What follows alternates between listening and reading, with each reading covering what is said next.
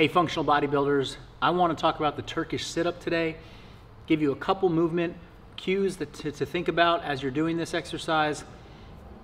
The Turkish sit-up is a great anterior abdominal exercise. It absolutely challenges the rectus abdominals, and it also is a great shoulder strengthener and stability movement. I like mixing in straight arm strengthening exercises for the shoulder, meaning throughout the entire exercise we're going to keep our arms straight and we're just supporting a load over our shoulder through different positions, which is another way of basically working isometric strength in the arm and the shoulder. So here's what a repetition or two look like.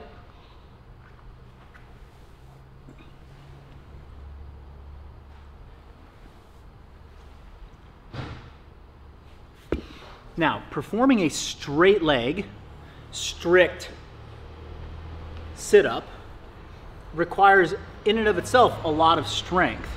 And the reason being is when you don't have a weight in your hand to counterbalance, there is a sticking point right about here in the sit-up where it's kind of hard to leverage a lot of force because your low back has a hard time touching the ground. See, even just there, to get up, I had to use a little momentum. That's where the weight in the Turkish sit-up comes into play. It can be performed with 2 kettlebells, 2 dumbbells, or 1 kettlebell and 1 dumbbell in a hand. It's actually the kettlebell weight that allows me to get through that sticking point. Now, of course, that's a balance. If the weight's too heavy, it might help me get through the sticking point, but then the weight itself is too heavy to overcome with my strength.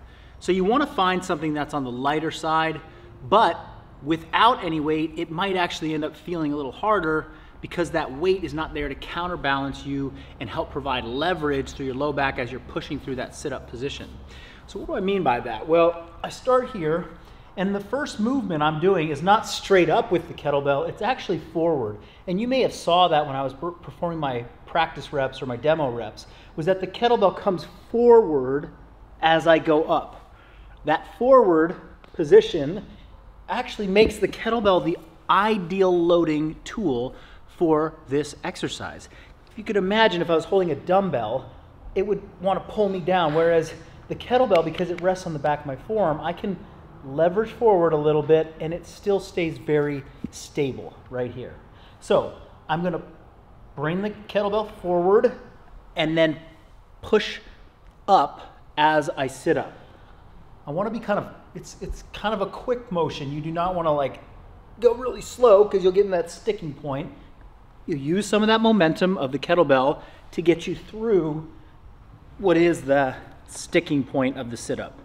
And then as I reach to the top, I want to push to the sky and really open up that shoulder. And again, working stability overhead.